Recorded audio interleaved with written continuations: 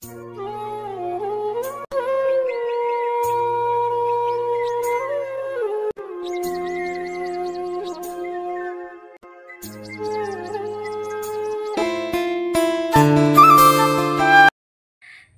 বাজে দেখো সকাল ৮টা। গুড মর্নিং বন্ধুরা, কেমন আছো সবাই? আশা করি ভালো আছো, সুস্থ আছো। আজকে আরেকটি ছোট্ট সুন্দর ব্লগে তোমাদেরকে অনেক অনেক স্বাগত আর ভালোবাসা। আশা করি আজকের ব্লগটা তোমাদের ভালো লাগবে, আর ভালো লাগলে কিন্তু সুন্দর করে একটা লাইক করবে আর কমেন্ট করবে। তো আজকে হলো শনিবার। তো সকালবেলা ঘুম থেকে উঠলাম 7:30টায়। তো আজকে একটু দেরি করেই উঠেছি। তো 7:30টায় উঠে দেখো স্নান করেছি, স্নানটা সেরে নিয়েছি। তো বরমশাই একটু আগে উঠেছে, মানে অনেক সকালে উঠেছে, 6টার আগেই উঠেছে। তো উঠে কিন্তু পুজো দিয়ে স্নান করে কিন্তু 7:30টায় বেরিয়ে গেল। তো কোথায় গেল সেটা তোমাদেরকে বলছি। তারপর আমি স্নানটা সেরে দেখো গাছগুলোতে একটু জল দিলাম সকাল সকাল। আর প্রচণ্ড গরম পড়েছে, আর এত রৌদ্র ওঠে এখন সকালবেলা। তো দেখো গাছের মধ্যে দু একটা ফুল আছে। তো বড়মশাই আজকে সকালবেলা পুজো দিয়েছে, তোমাদেরকে বললাম। তো ওই আমারও একটু পুজো দেওয়ার অভ্যাস। তো স্নান যখন সেরে আসলাম, তো গাছে তো ফুল আছেই, তো দুটো ফুল নিয়ে এসে ঠাকুরের চরণে দিয়ে আজকে আমার দিনটা শুরু করলাম। তো সকাল সকাল পুজো দিলে মনটাও ভালো থাকে আর সারাদিনটা ভালোও যায়। তো দেখো গাছে জল দেওয়া হয়ে গেল, আর পুজো তো হয়েই গেছে। তারপর দেখো চলে আসলাম রান্নাঘরে। তো আজকে বরমশাই বাড়িতে নেই, আজকে সারা দিন সংসারের যাবতীয় দায়িত্ব কিন্তু আমার। তো দেখো এখানে রাইস কুকারের মধ্যে ভাত বসিয়ে দিলাম। আর আজকে হলো শনিবার, আর শনিবার তো আমাদের নিরামিষ।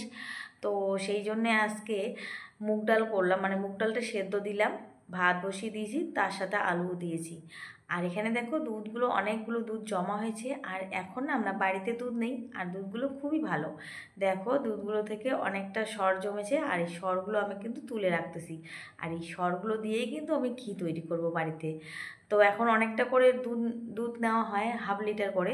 তো দুদিন থেকে ছেলেকে দুধ দেওয়া হয় না, মানে সর্দি লেগেছে। তো সেই জন্য দুধটা জমা হয়েছে। তো এখন একটু সকালবেলার ব্রেকফাস্ট বানাচ্ছি। তো ভাত বসিয়ে দিয়েছি। তো আজকে ব্রেকফাস্টে কি করব চিন্তা করতে করতে মনে হলো যে একটু সুজি আছে, তো সুজিটা রান্না করি।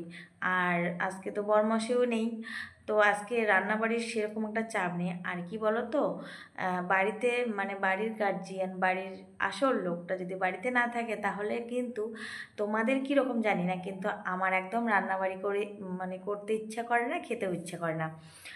তো রান্নাবাড়ি আজকে সেরকম হবে না। তো ভাত আর ডাল মানে সেদ্ধ, আলু সেদ্ধ বসিয়ে দিয়েছি, ভাতটা ওদিকে মানে হচ্ছে। আর তার ফাঁকে আমি এদিকে বিছানাপত্রগুলো পরিষ্কার করতেছি। তো দেখো ঘুম থেকে ওঠার পর কিন্তু আমার বিছানাপত্র পরিষ্কার করা হয় না, সোজা ঘুম থেকে উঠে চলে যাই বাথরুমে স্নান করতে। স্নান করে এসে ঠাকুর পুজো দিতে হয়, তারপরে যেতে হয় আমাকে রান্নাঘরে। আর আজকে তো শনিবার, আর শনিবার তো জানোই স্কুল বন্ধ থাকে আমাদের। তো যেহেতু স্কুলটা বন্ধ, সেই জন্য সকালবেলা মানে 6টার সময় আজকে চাপটা নেই, একটু দেরি করেই উঠেছি। তো একা একা সংসারের কাজ গুছিয়ে রাখা অতটাও সহজ নয় যতটা দেখি মনে হয়। তো দেখে কিন্তু মনে হয় যে কী কাজ, এই কাজগুলো কোনো ব্যাপার না। কিন্তু একা একা এই সংসারের গোটা সংসারের কাজ গুছিয়ে রাখা অতটা সহজ নয় যতটা দেখে মনে হয়। তো সংসারের কাজগুলো গুছিয়ে রাখতে গেলে আমাদের কতটা পরিশ্রম করতে হয়। যারা তোমরা আমার মতো বাড়িতে কাজ করো, তোমরা তো জানোই যে সংসারের কাজ সকাল থেকে রাত পর্যন্ত সারাদিন করলেও কিন্তু সংসারের কাজ শেষ হয় না। তো দেখো আমার সুজিটা হয়ে গেছে, আমি সুজিটা আজকে দুধ দিয়ে সুন্দর করে করেছি। তো অল্প সুজি ছিল আর ভালো করেই করলাম। তো এখন ব্রেকফাস্ট করব। তো এখন বাজে 8:30, বেশি বেলা হয়নি। আর রৌদ্র এত উঠেছে, প্রচণ্ড রোদ উঠেছে দেখো, আর গরমও পড়েছে। তো এখন এই যে ব্রেকফাস্ট করব। তো ছেলেকে দিয়েছি, আর আমি এখানে বসে বসে এই যে সুজিটা খাচ্ছি। তো দেখো সকাল সকাল কিন্তু ঘুম থেকে উঠলে কিন্তু খিদেও তাড়াতাড়ি পায়। তো তোমরা যখন ঘুম থেকে দেরি করে উঠবে তখন কিন্তু খিদেও লাগবে না। আর যত সকালবেলা উঠবে, আর আমরা যেহেতু সকাল সকাল উঠি, 6টার আগেই উঠি, তো আমাদের কিন্তু 8টার মধ্যে খিদে পায়, এটা অভ্যাস হয়ে গেছে আর কি। তো 8টার মধ্যে খিদে পায়, আর সংসারের কাজগুলো কিন্তু আমাদের সকালবেলায় হয়। আর সকালবেলায় মানে বেশ পরিশ্রম হয় সংসারের কাজ করে। তো সেই জন্য কিন্তু তাড়াতাড়ি খিদেটাও পায়। আর যারা 10টা 11টায় ঘুম থেকে উঠে, তাদের তো আর খিদেটা পাবে না তাড়াতাড়ি, তাদের তো দেরি হবে খেতে খেতে। তো দেখো সুজি খেয়ে তারপর কাজে গেছিলাম।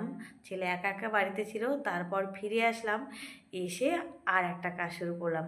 তো দেখো সব কাজ আমি একসাথে শেষ করতে পারি না। ওই যে বললাম সংসারের কাজ সকাল থেকে শুরু হয়, রাত্রি পর্যন্ত চলতেই থাকে। তো এখন এই যে ঘরগুলো মুছে দিচ্ছি। আর হ্যাঁ, বরমশাই কোথায় গেছে সেটা তোমাদেরকে বলছি। তো বরমশাই সকাল সকাল চলে গেছে 7:30টায় শিলিগুড়ি। তো না খেয়েই চলে গেছে। তো সেই জন্য আমার আজকে রান্নাবাড়ির চাপটা নেই, মানে আমি আজকে রান্নাবাড়ি অন্য তরকারি সবজি কিচ্ছু করলাম না। শুধু ওই যে ভাত করেছি, দেখো রাইস কুকারের মধ্যে বসিয়ে দিয়েছি, আলু সেদ্ধ ডাল সেদ্ধ। আর আজকে যেহেতু নিরামিষ সেই জন্য আমি আজকে কিন্তু মুগ ডাল সেদ্ধ দিয়েছি। যদিও মুগ ডাল সেদ্ধটা খেতে ভালো লাগে না, কিন্তু উপায় নেই, মুসুর ডাল তো আজকে খাবো না। আর আলু সেদ্ধ দিয়েছি। তো এখন এই যে আমি একটু ভাত খাবো, খিদে পেয়েছে। এখন বাজে 12:30 1টার মতো বাজে। তো সংসারের কাজ প্রায় শেষ। আর ওই যে বললাম আজকে আমার দায়িত্ব সব, মানে আজকে অনেক দায়িত্ব কাজের, সেই বাইরের কাজ ঘরের কাজ। তো এখন এই যে আলু সেদ্ধটা মেখে নেব, আলু সেদ্ধটা ভালো করে লঙ্কা দিয়ে মেখে নেব। আর আজকে তো পেঁয়াজও খাওয়া যাবে না, তো সর্ষের তেল আর লঙ্কা দিয়ে ভালো করে কিন্তু আলুটা আমি চটকে চটকে মেখে নেব, একটু ঝাল ঝাল করে। তো ডালটাও আমি একদম সেদ্ধ দিয়েছি, দেখো ডালটাও কিন্তু খুব সুন্দর নরম হয়েছে। আর রাইস কুকারের ভাতটাও কিন্তু খুব সুন্দর হয়। আর রাইস কুকারে আলু সেদ্ধ ডাল সেদ্ধ ভাত এগুলো একবারেই করা যায়, ঝামেলা নেই, মানে রান্নার অতটা হ্যাপা হয় না। তো ভাতটা বসিয়ে দিয়ে দেখো আমার ডাল আলু সেদ্ধ একসাথেই হয়ে গেছে। তো সাথে নিয়ে নিলাম একটা কাঁচা লঙ্কা। তো বন্ধুরা এখন বাজে দেখো বেলা 2টো। তো আমি রেডি হয়ে গেছি, তো এখন বেরোবো। তো কোথায় যাচ্ছি সেটা তোমাদেরকে বলছি। আর এত রোদ উঠেছে, এই দুপুরবেলা রোদের মধ্যে বেরোতে ইচ্ছে করে না, কিন্তু উপায় নেই, বেরোতে হবে। তো আজকে হলো শনিবার, আর শনিবার রবিবার আমার ছেলের ডান্সের ক্লাস থাকে, নাচের ক্লাস। তো আজকে যেহেতু বরমশাই বাড়িতে নেই সেই জন্য ডিউটিটা কিন্তু আমার পড়েছে। তো দেখো টোটো করে চলে আসলাম 20 টাকা ভাড়া দিয়ে, কারণ এই রোদের মধ্যে হেঁটে আসাও যাবে না, আর অনেকটা দূর। তারপরে দেখো চলে এসেছি। তো এখন উপরে যাচ্ছি, আর এই সিঁড়ি দিয়ে উঠতে যা কষ্ট কি বলবো, 3 তলার উপরে উঠতে হয়।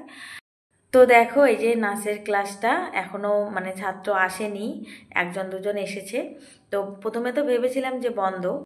তো বন্ধুরা দেখো এখন সন্ধ্যাবেলা, আর একটু আগে ঘুম থেকে উঠলাম, মানে এত ঘুমিয়েছিলাম। তো নাচের ক্লাস থেকে এসেছিলাম 4টার সময়। তো এত পরিশ্রম হয়েছে সকালবেলা থেকে, কাজকর্ম, তারপরে এই যে এখানে এখানে যাওয়া।